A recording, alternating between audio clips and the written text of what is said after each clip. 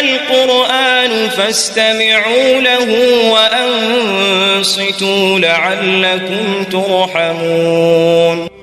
قالوا نرتله ب7 أحرف فتلقى آدم من ربه كلمات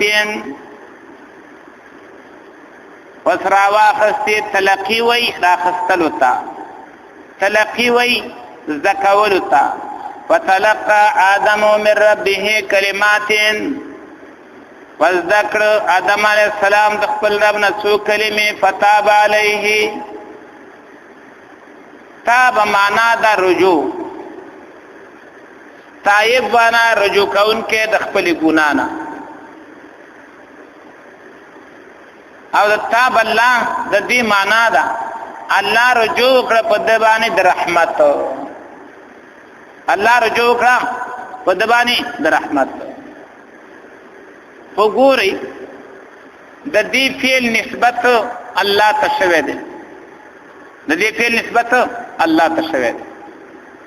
لیکن د دینه مشتق چې تائب د دغه اطلاق په الله باندې نه کیږي ځکه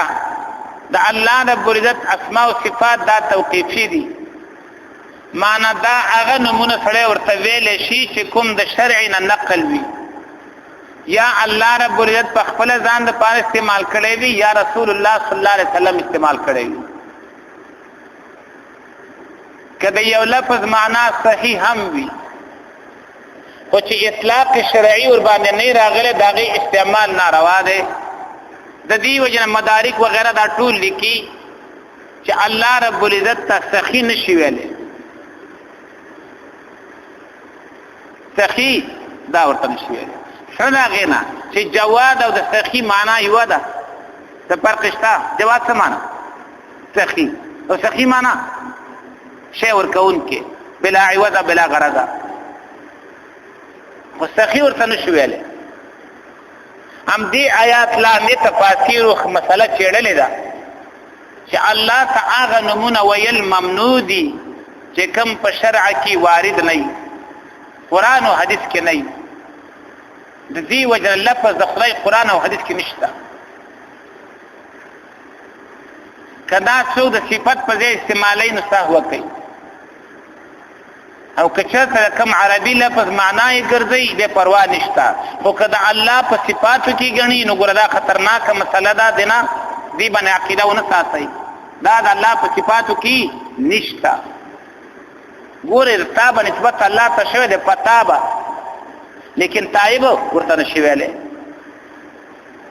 الله بلا عوض بلا غرض شی ور کوي خو سخی ورته نشي ویلې کنه د سخی په معنا کې څه نقصان دی ته توخه نقصان هم دغه دی چې قران او حديث نه دی ویل استاد خپل لفظ قران او حديث ویل دي دی وجنه کوشش وکړ دی سړی خپل جبه ټیک کی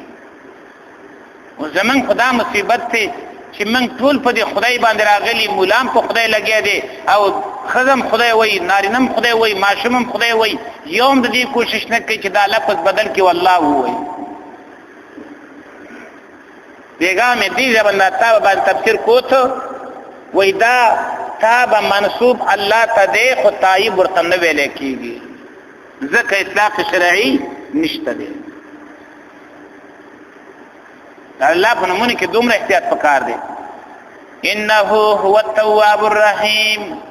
یقینا الله دې توبه قبلون کې مهربان